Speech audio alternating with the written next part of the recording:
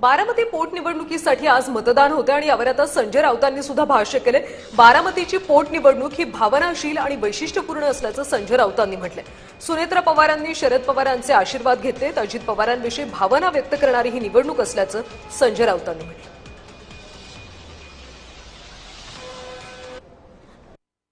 बारामतीची निवडणूक ही भावनाशील आणि वैशिष्ट्यपूर्ण आहे।